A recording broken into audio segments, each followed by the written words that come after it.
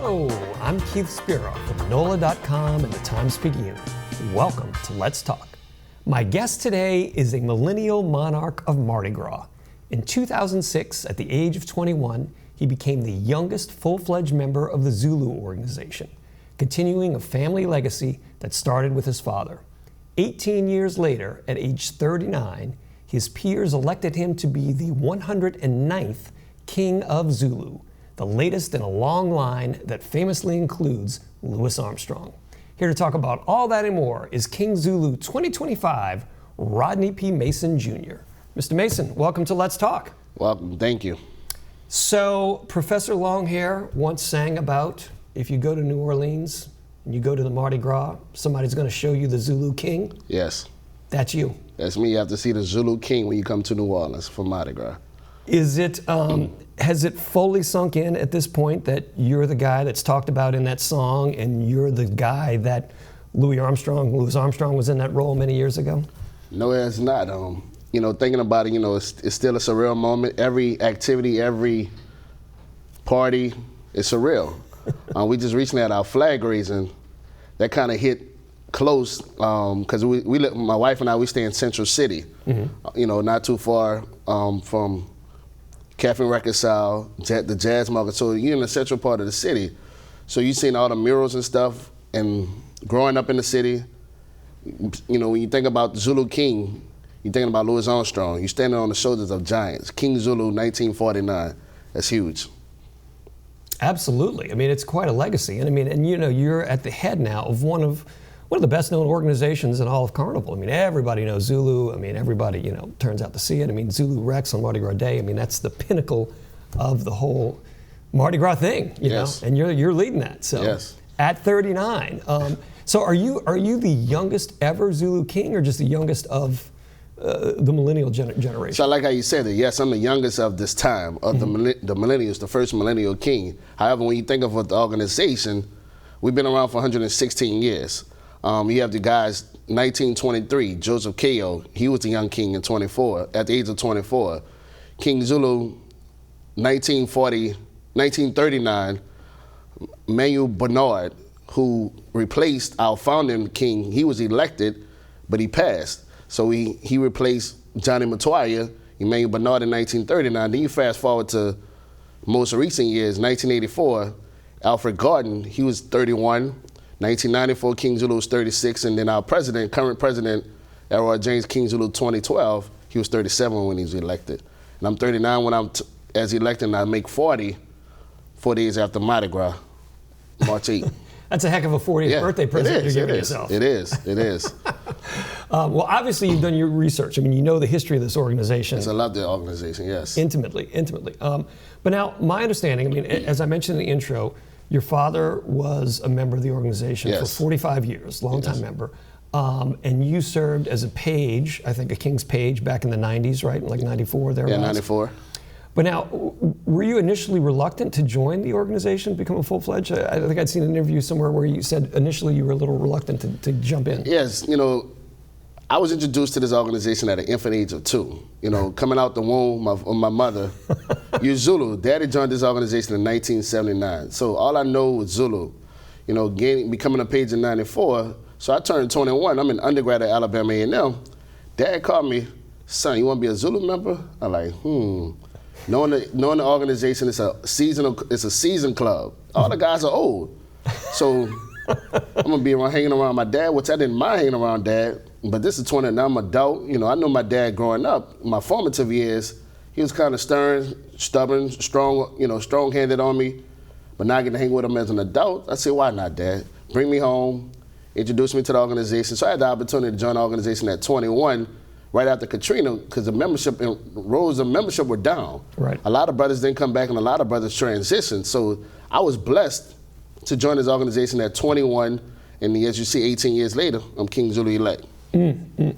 Right, and I think it's natural for a son to not necessarily want to be involved with what his parents are doing because that's considered, old people stuff, like you said. And so you kind of had to process through that, and then you're like, no, wait a second, this organization is actually cool, and this is something I could be a part of that could be really rewarding. Yes, I look at it as my dad's club. You pass down Broad Street, you see those guys hanging out, them old guys, and it was much older than what they are today. Same age, whatever, but it was older guys. I think about the Shorter Prophets, the Joe Johnsons, Henry LaSalle, Oscar Piper, Roy Glapihorn, Philip Baptiste. I could go down a slew of names. But I see those guys hanging out. Those guys are they were older than my dad at the time. But I'm around them now. Those guys became my friends today. Good folks today like the Gerard Johnsons, King Zulu 04, Nick Spears, Melvin Labata. Of course, I can name all the Kings. They're my friends now. But yeah, I'm definitely reluctant to join an organization at a young age. Well, but once you did, it sounds like you really jumped in. You were on 26 different committees over the year. That's that's crazy. Yes. I mean, you join organizations, so what do you do when you join Zulu? I guess you look at myself as a workaholic. Attending St. Augustine High School, being in the March 100, given the opportunity to lead amongst your peers. So I've gained peers in Zulu. What am I doing in this club? Yes, you have the spirits and waters that you drink, but there's something else to do. To continue the legacy of the organization, you have to contribute in some form. So you can't outright be King Zulu. You can't outright be a character. You can't be an officer. So let's work our way up to that point. So I joined the picnic committee as my first committee in 2007, a Carnation Duke for 11 years up until 2017, and then later, became a Zulu character in 2018. But I just wanted to serve the organization to see this organization continue to where we at today, 2025. Well, and unlike a lot of carnival organizations, the Zulu King is elected by the membership. So there are, I think, about 800 members of the Zulu organization. So you guys campaign, you run elaborate campaigns sometimes in order to win. What was your strategy with your campaign? What did you, how did you do it? How did you sell yourself to your fellow members? I sold myself, as I stated, the initial moment of doing things in organizations, you don't set yourself up to run for King Zulu the year before. You set yourself up the minute that you walk through the threshold of the organization. That's one thing I just gained knowledge of talking to my dad over the years. He says, son, if you want to do something, don't start the day before, it's over time. But the biggest piece was cultivating relationships. You have to have relationships. It's not spending, yes, you're going to spend money, you're going to throw parties, you're going to have trinkets and stuff. Because as they say, you could win elections in Zulu, you can win an election throughout the city. Because, Zulu is like the microcosm of New Orleans. Right. You could be a politician, you could be the next president of the United States or the mayor of New Orleans. But the biggest secret to becoming elected officer or character or king is relationships.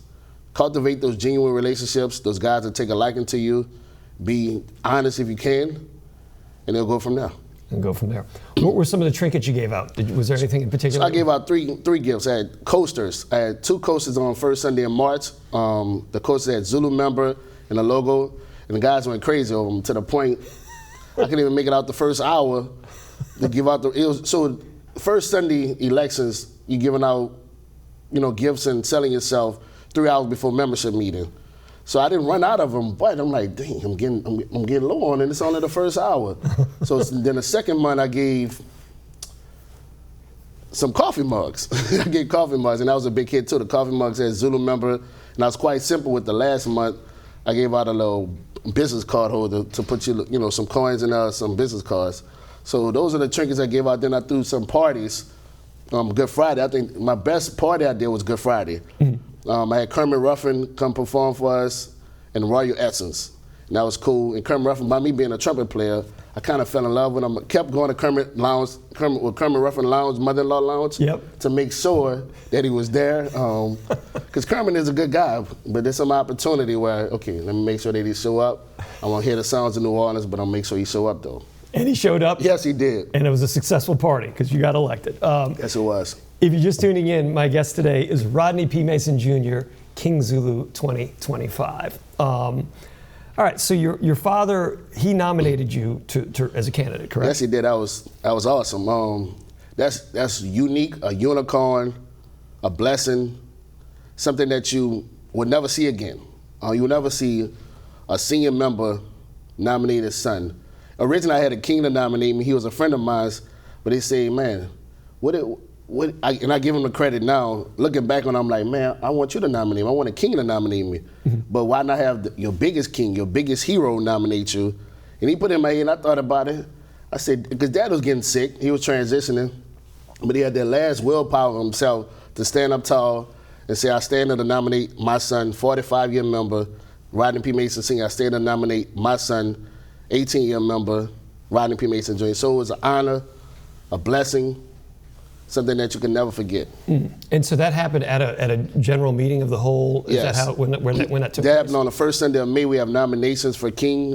That's when you define who the eligibility, you define who the candidates. So it was 3 candidates in the race. And Zulu, we were competitive around that time. The guys, we actually friends today. We were friends before, we were friends today. But during that period, we were competitive to run for that spot. We all said, look, I want to be King Zulu 25. Cool, may the best brother win. Once the results were called, we shook it off, and then the next day we had a little luncheon, Kumbaya luncheon, and now it's time for Mardi Gras. Now you're rolling. Yep. So the election was in late May of Yes. 2024, right? And then your father passed just 3 weeks later, thereabouts? Yes, it was. So my dad was supposed to be at the election, but he stayed on. He said, son, I'm not feeling well. He sent me a little inspirational text, God's will, God's grace, and let God's, win gracefully. That's what he said. So that kind of stuck with me a little. So as we going through the election, and I take pride in knowing every member by their first and last name. So I'm sitting on the front line. My friend, people can attest to this. I'm sitting on the front line. I'm calling every brother name as they're walking up to the door. Such and such, Michael, everybody's name. So my wife, she's, they didn't want to tell me that Daddy went to the hospital that day. But my brother ended up texting me, which I understood. I understand because Dad kind of prepared us for his, passing, his transitioning. So Daddy went to the hospital that day. 3 weeks later, he did pass, and the next day we had the opportunity to, spend time with him while he was in the hospital. But the first person I texted was my dad. He couldn't speak at that point, but I like Dad. I wanted King Zulu. That was different. That was he was to say that to them. So you said you got to go visit him the day after the election. Yes. You went to visit him. So he was cognizant. He was well aware. He knew that you Yeah, won. he knew I won because his silly self texted me during the election because we have absentee voting. He said, man, what's the result of absentee? I'm like, man, where you at? In my head, I didn't know that he was in the hospital, but he asked me what's the absentee number. So one of my committee men texted the absentee number. He said, all right, son, we looking good because I was up there in the absentee votes too,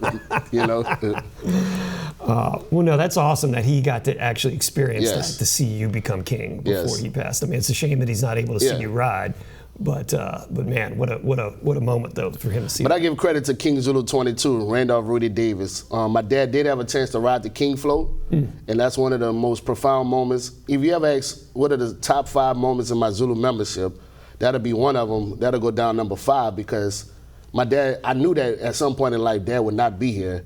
But for my dad to ride the King float, that was a cool honor that King 22 gave my dad. No, absolutely. That's awesome. If you're just tuning in, my guest today is Rodney P. Mason Jr., King Zulu 2025. You were a tramp one year, right? One of the famous Zulu tramps that walked the route? Yes. I started out as a tramp. That was my first crew. That was your first crew? Okay. Yeah, keep in mind, I was youthful at the time. So I said, Dad, I want to be a walking warrior. So I started as a walking warrior. The first Mardi Gras was 7. Then, I'm like, okay, this kind of not my style. I want to be a Zulu tramp. I see it's all members. They having a good time. They're enthusiastic about life. So I joined the tramps. Daddy paid for my first costume because, I'm young, I'm 22 years old. My pockets are not as mature as they should be. Right. So he paid for my costume. That costume, I wore that for like a good 10 years. They're like, man, you're the most recognizable tramp. Yeah, because I'm able to be identified with that same costume. You guys are changing your costumes every year. Right. Folks don't know who you are. But yeah, being a tramp was fun. It is fun. That almost seems like that'd be more fun than being a king, quite frankly. I mean, those guys look like they're having a blast. I mean, yes, until you become king. Once you become king, it's a different feeling. It feels great to be king. Like Louis Armstrong say, it's good to be king. In 2025, it's great to be king. there you go. Yep. So your king logo, let's talk about you. Everybody has a king logo, and yours is the face of a lion. Tell me about the inspiration for your logo. So the inspiration with with my logo for King 25 is it's kind of unique. Growing up in the 90s, my favorite movie was The Lion King. My favorite segment of the Lion King was when Mufasa passed, and of course Simba becomes the king. And I can remember, thinking about the movie Mufasa going, they singing the song, "No King, No King." The next moment, Simba becomes king. So what that is it's a circle of life. Our theme of my reign with my wife, who's Queen Zulu Select, it's a circle of life. With Daddy, full circle moment. Daddy joins the organization in 1979. I joined in 2006. I become a member. I continue the legacy of our family of becoming King Zulu. You think the king of the jungle is the lion, and Mufasa is mature, because my campaign logo was a half lion, half cub. So once I won, I had a mature lion face, and it's basically the circle of life with the two herald horns, because I played trumpet, and I had my fraternity, Kappa Kappa Psi, on one of the flags, and the other flag is a trumpet. So that the concept is the circle of life, and Mufasa is matured. Gotcha. And now, is that logo going to be on your coconuts? So you have special coconuts? Yeah, so I have special beads, specialty beads, and also on my coconuts, you'll see the logo on there. And again, make sure you see me on Mardi Gras Day. All right. You mentioned your queen. I guess there was really no hesitation as to who your queen was going to be. I messed with her a little. I say, man, with Zulu, we have a selection process. I have to ask the organizations to relinquish their rights for me to select my queen. You might not get selected. But being married to my wife, the love of my life, the sparkle of my shining star, my beautiful lady, if I want to remain on Rampart Street, I think I didn't have no other choice but to select my wife as Queen Zulu. So Miss Kristen is the queen. Yes. That's awesome. And yes, as you said, that was an essential choice you made there. Yes, absolutely. I had no choice, no hesitation. So she's having a good time being part of all the festivities and everything? Yes, she's having a blast. And I use one of her mantras. She say, "I'm not the little queen, I'm the big queen." She says that every time. She's having a ball. She's having a ball. Awesome. No, I'm sure she is. So going back, we talked earlier about you attended St. Aug and you remember the Marching 100. Are you drawing on lessons learned at St. Aug now to reign as king? I mean, are some of the same principles that you learned back then helping you out now? Yes, definitely. There's two things that stick out. With attending St. Augustine, you learn that for every action there's a reaction, there's consequences for everything that you do. At St. Augustine, we had corporal punishment, which at times I kind of miss it, because that was our discipline at school. It gave us the opportunity to remain steadfast in the mission and not immediately getting put out for something that, the consequences are different now that you don't have the paddle. But secondly, would be having the opportunity to lead amongst your peers. And that can be a challenge at times. And that's one of the things I, interact with within the organization, being a leader amongst my peers, amongst my friends. At times, some people cannot separate business and pleasure. And I definitely instill that, what I gained from St. Augustine. Absolutely. It's important to do that, especially in a Mardi Gras organization. Yeah. It's all about fun. It's social. But it's also a business. You got to take care. It's a time and place for everything. But you got to take care of your business first before you have fun. And that's why I think I've been doing that, That's right. If you're just tuning in, my guest today is Rodney P. Mason Jr., King Zulu 2025. Speaking of business, last year, 2024 Mardi Gras, there was a little bit of controversy. Zulu, I think, ended up running late a little bit, and that delayed the parades coming behind it. Rex and the truck parades ended up getting a late start. Is there anything you guys have talked about or working on this year to make sure that everything kind of stays a little bit closer on time and everybody doesn't get too delayed on that day? Yeah, one thing, when you have a beautiful Mardi Gras, that can be a challenge. Crowd control can play a part into us going down Jackson, Basin Street, Orleans, but us going down Jackson definitely can hold up our friends with Rex and our following friends with the truck parades. But we did discuss that. One of the things we want to do is definitely have barricades coming down Jackson. We want to control the crowds and make sure that we follow our script of where our parade lineup is. Because that's what happens when there are barricades. The crowd just surges around. It's hard to move. Yeah, it's hard to move. And with some opportunities we had over the years, you want to be safe coming down the street with the pedestrians out there and the civilians. You don't want to go down 20 miles per hour, even more, not looking out, being mindful of the parade goers. Right. And and for you, as king, once you're on that float, though, that's all out of your hands. I mean, it's out of my hands, but I don't mind them taking their time too. But I'm not going to be that king that holds up the parade, because you do have that constructive criticism at the end. Your Mardi Gras critique, man, that was Rodney's fault that we held up the parade. No, it wasn't. That was them people on the side. Not me, buddy. You're not taking that blame. Nah, no. I'm not taking that. Not this year, man. And being an officer, I sit at that table, but I want to be talked about and have to, defend myself or defend what happened. So looking down the road, you're serving as king at 39. Obviously, you may have many, many, many years left in the organization. Where do you want to see Zulu go from here? What are some of the things as an organization you guys want to accomplish, you want to work on? Where do you want to see the organization go down the road? Yes, I would like to see the organization continue being stewards in the organization, being pillars in the community, continually educating our community on what Zulu is and what Zulu stands for. I know we are the foundation of our community when it comes to Mardi Gras, but continue the traditions that our forefathers have started. It's a unique tradition from our makeup, from our costume, but continually, this is something that those guys in 1909 would ever imagine where we'd be at in 2025. To be having what we're doing now, I want to continue that.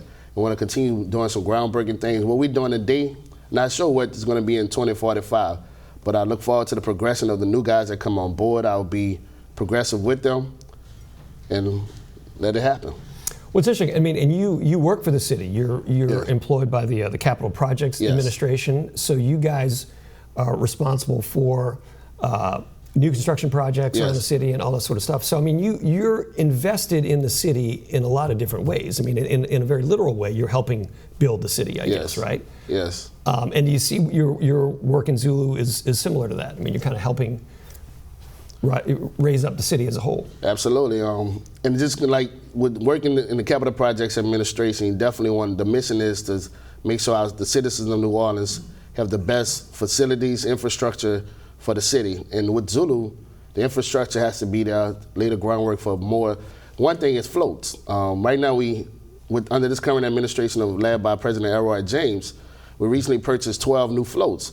That's different of a 116-year organization, something that maybe we should have accomplished years ago, but thank you through the leadership of Elroy that we've gotten 12 additional new floats, and we can sit proudly and say we own 22 floats on top of the 10 that we got 10 years ago. We have 22 floats, looking to get a den, where we can have our crew parties at our den, and just have Zulu community come internally using our facilities. So right, because Zulu, I mean, traditionally you guys have rented floats from other organizations Yes. and redecorated them. So now you guys own 22 floats that are yours exclusively, Yes. that nobody else uses. And this will be the first year you see those 12 floats. They'll be African-centric, of course. There'll be our floats representing us, representing our themes.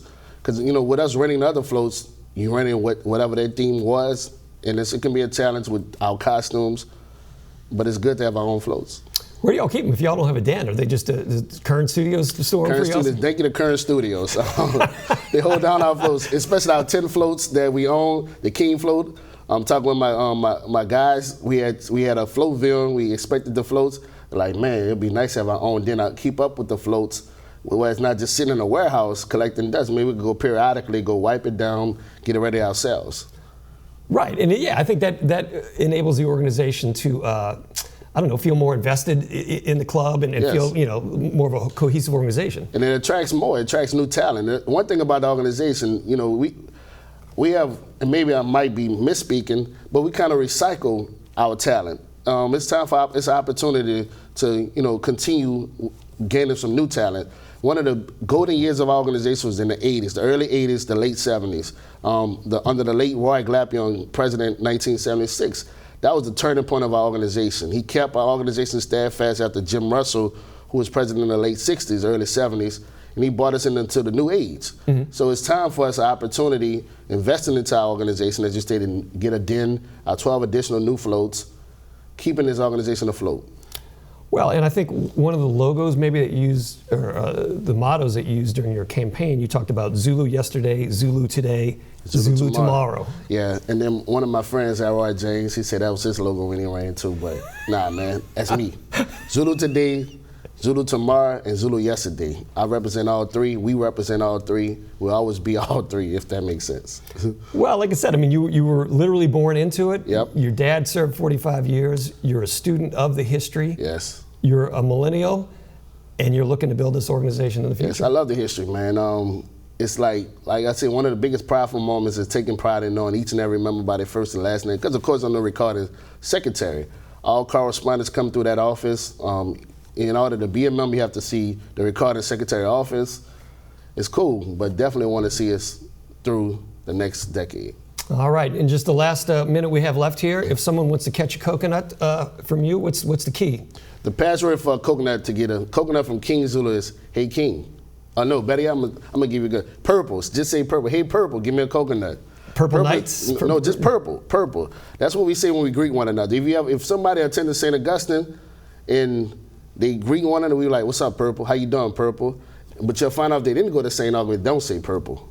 So the password for a coconut from King Zulu is purple. And again, that's your Purple Knight legacy. That's part of all that stuff. Yep. All right. St. Augustine. Well, there you go. You heard it right here. If you want to get a coconut from King Zulu, purple. So you actually throw coconuts? I don't throw them. I hand them. You hand them. But I won't be actually handing them because I'm going to be sitting up high. I'll have some guys on the float handing out coconuts from you. All right. Well, that's the key then. Yell loud enough. Yell purple very loud, and you might get a coconut. Well, yes, sir. I wish you a great reign and a great ride on Mardi Gras Day, and thank you for coming on. Thank you. All right. Once again, this is Rodney P. Mason Jr. He is King Zulu 2025. I am Keith Spera. We'll see you again next time on Let's Talk.